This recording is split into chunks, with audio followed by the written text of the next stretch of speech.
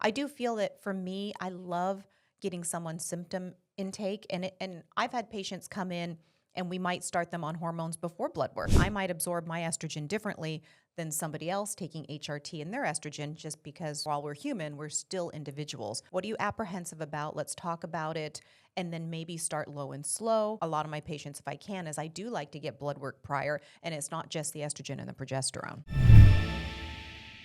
Did you start HRT without blood work? Hi, I'm Dr. Valorie Davidson from Progress Your Health. I'm here with Dr. Maki, and we talk about everything that's menopause, perimenopause, and in between.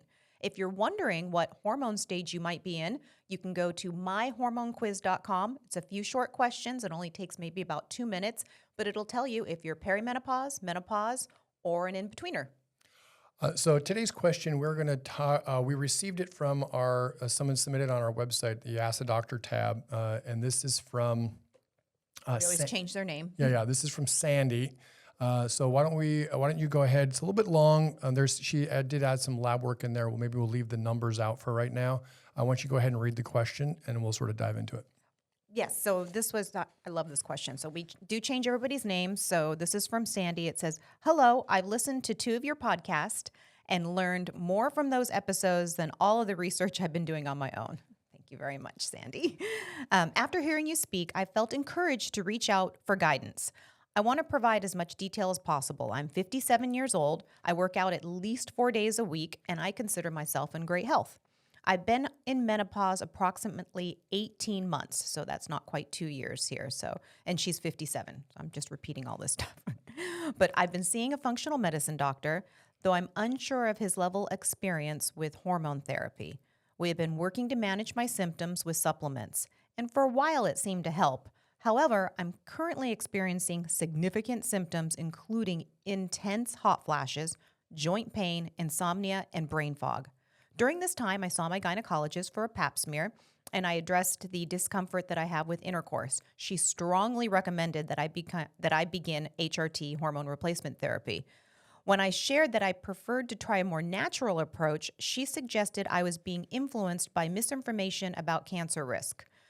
Although I agreed to try the prescriptions she provided, I ultimately chose not to start them because no blood work was done to assess my hormone levels, and that made me uncomfortable. I did begin using an estradiol vaginal cream, 0.01 milligrams twice a week, which has helped a lot with the vaginal symptoms. Now, she did do some labs, so she hasn't started her HRT. She did do some labs that we can talk about a little bit, but I thought this was a really great question because I hear that all the time where people, they have, they're, hey, I'm in menopause or maybe I'm in perimenopause, and they're just given HRT without really assessing some of the blood work or doing some type of testing to assess their hormones. Yeah, I know that there's a couple of the bigger telehealth platforms that actually don't do any testing at all. Now, technically, you and I like to do blood work. I think the numbers are important, especially sort of before and after, so you can see what they were before the hormones starting them and what they are once they're already on the hormones. But to be technically honest, when a woman is actually in menopause, you sort of have an idea where their hormones are already anyways. So do you really need to do them, or is it just a good idea to actually do them? What are your thoughts about that? Like you said, if you're in menopause, those ovaries aren't working, we know that estradiol is going to be really low. Mm-hmm. But there are lots of other hormones that you want to test besides just estrogen. Right. But in menopause, estrogen, progesterone are going to be low. I do feel that for me, I love getting someone's symptom intake. And I've had patients come in and we might start them on hormones before blood work. But I always, just for me, I like to have that objective data of having the blood work to see how are they even absorbing the estrogen, because I might absorb my estrogen differently than somebody else taking HRT and their estrogen just because, while we're human, we're still individuals. Right. So I do feel like the blood work, and and you're looking at Sandy here, she was originally apprehensive about the HRT anyway, working to use the supplements. When you have a patient that may be more apprehensive, you want to handle them with kid gloves, not just like, here, take these hormones, I'll see you in a year, for your next pap smear. It's okay. What are you apprehensive about? Let's talk about it, and then maybe start low and slow, or like what might be, which I do with a lot of my patients if I can, is I do like to get blood work prior, and it's not just the estrogen and the progesterone. Yeah, right. I'm sort of preaching to the choir here because I know you like blood work. I like blood work. I think that blood work can be important. When you're going to your primary care doctor, they're doing a generalized panel every year, they're not really going to really have any reason to test your hormones. It's not one of those things that is routinely done. Women have been told for years and years and years, oh, well, we don't need to test your hormones, just take some birth control pills. So I think the fact that she actually wants to do some testing, I think is good. I think women's hormone testing should be sort of done, even well before they're in menopause.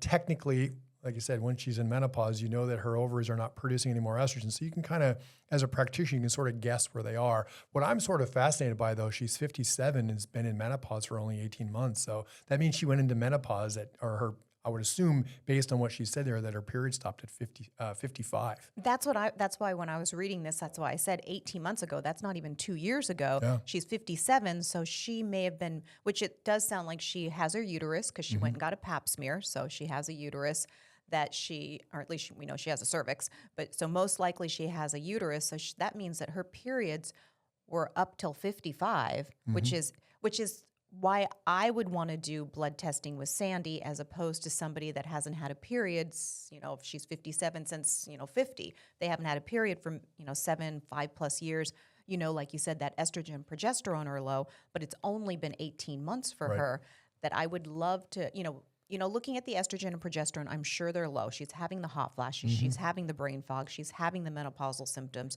But I always like to look at an FSH and an LH, so the follicle stimulating hormone and the luteinizing hormone, or when someone's just going into menopause or it's kind of an earlier early menopause, that'll give me a little more insight to when she went into menopause. So if that FSH is over 100, I'll know, okay, you went into menopause a little while ago, but let's say her FSH is at 35. Then I might say, there might be a little ovarian function there. But what's really, like you said, 57, those are some pretty amazing ovaries to have, survived till like 18 months ago. Yeah, right. I've only seen that a few times where I've had women over the age of 55 still having a period. I think the latest I've seen is 56. Where it starts, for that particular patient, where it actually starts skipping a little bit. But up until then, she was, like clockwork. Now that also tells you a lot how long their period lasts. At what age does it stop? Also tells you a little bit about what their body's accustomed to when it comes to hormones. As you said, like you said earlier, if she stopped at 50 or 51, right, at 57, she would have already been out without hormones for 6 years. In this case, it's been less than 2. I think that makes a big difference. Yeah, so like we were saying, estrogen, progesterone, the LH, the FSH are great ones, great markers to look at, but also looking at her androgens, like her DHEA, which I like to test DHEA sulfate, that's a little more specific, and testosterone. So we do make a little bit of testosterone from our ovaries, not a lot. Mainly your DHEA is made from the adrenal glands or synthesized in the adrenal glands.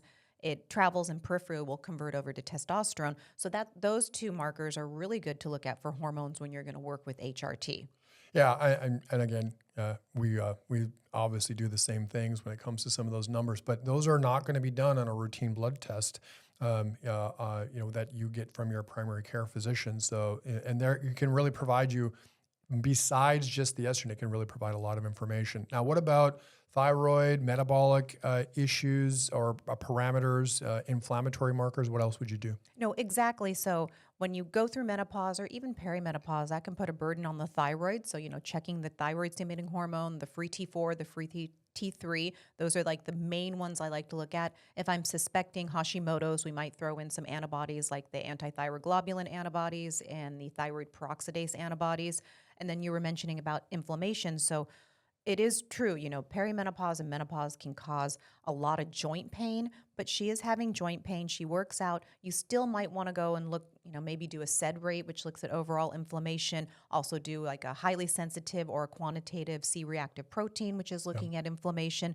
So there's a lot more to blood work than just estrogen and progesterone. I guess that's what we're kind of trying to get to. Yeah, right. You don't just need to test those two hormones because, especially for a new patient, like let's say Sandy was going to come to see us, that would give us a plethora of information for us to discuss on that initial consult. You take all that into totality, and now it helps helps on the treatment plan side of what actually is going to be done. Now granted, from what she says here, she's in great health, she works out, so you would expect in her case that a lot of those things are going to be perfectly normal and probably really look really good as far as a an optimization perspective. But you don't know that necessarily, walking in. So it's just good to have that information. Now, a lot of those parameters that we're talking about, if they're good on the inflammatory side or the insulin or whatever it might be, if they're good, then you just don't need to rerun them. But I think from a screening standpoint, it makes a lot of sense. Yeah, so there's more testing that you could do. I would say, like with Sandy, feeling a little more apprehensive, wanting to do things naturally, that doing some HRT kind of low and slow and working your way up.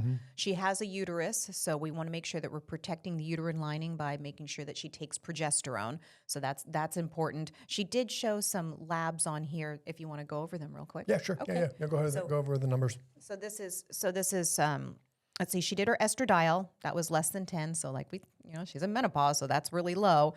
She also did her testosterone, which looks like the testosterone was pretty low as well. That was less than 10. And there was a sex hormone binding globulin at 60.1. So at 60, that's actually pretty good. That's nice and low. And it looks like there was the only other test that she was able to get run was a DHEA sulfate, which was at 556. So seeing, like I said, I want to do like an FSH, an LH, a SED rate, a CRP, maybe doing some other parameters there to check for the inflammation. But what we have here is exactly what we thought. The estradiol is going to be very low. So because she's in menopause, the ovaries aren't producing it anymore. But her testosterone is pretty low at less than 10. Like there's not even a number for that.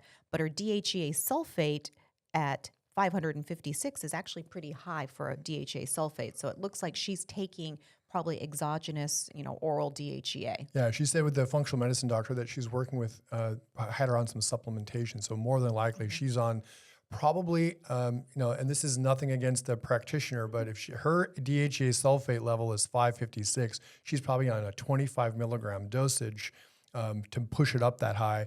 Now, what do you see? What do you think of that number, 556? Oh, it's too high.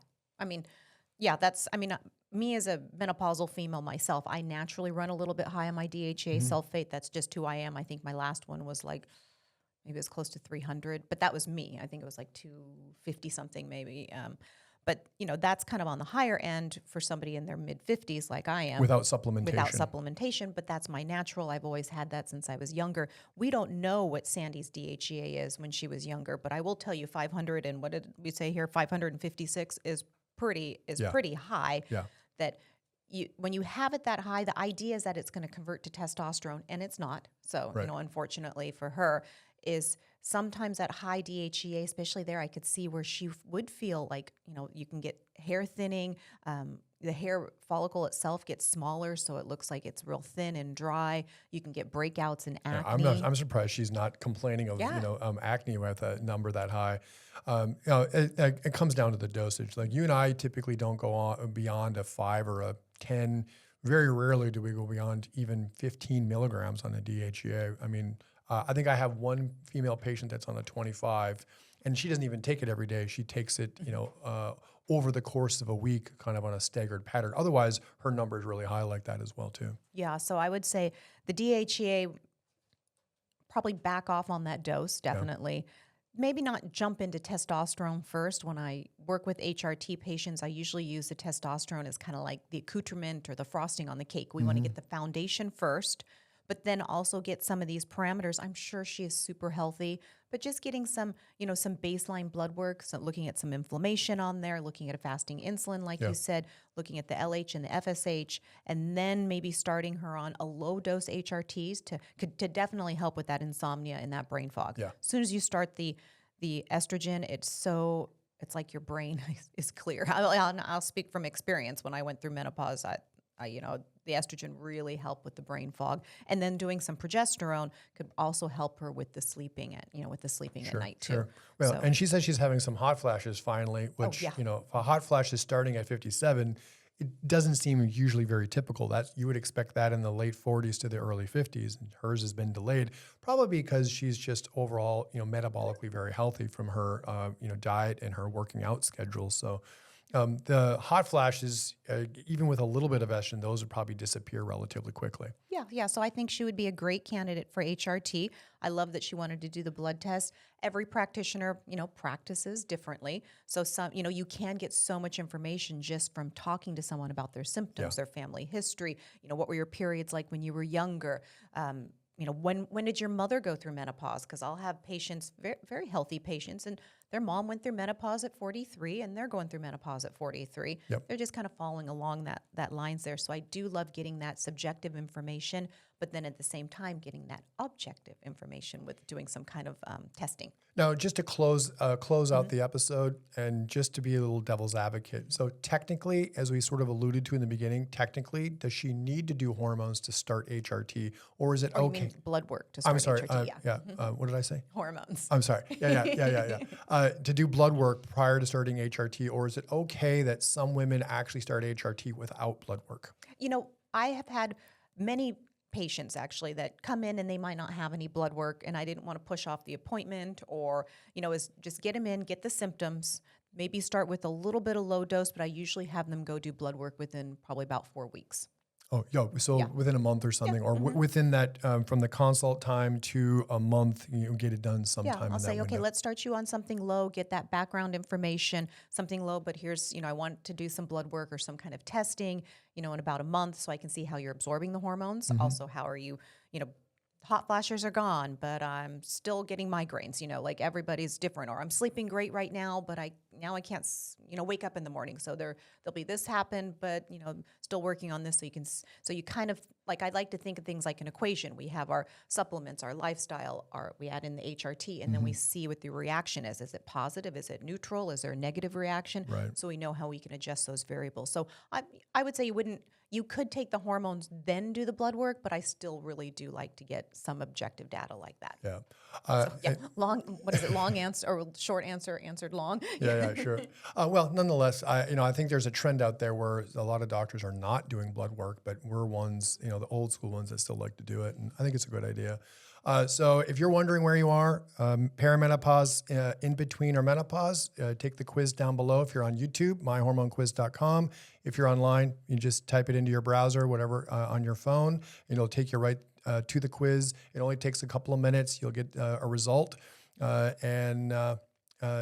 Anything else to add about Sandy's question? Nope, this was great. Thank you so much. I appreciate everybody writing in. Yeah, until next time, I'm Dr. Maki. I'm Dr. Davidson, or Dr. Valorie. Take care. Bye-bye.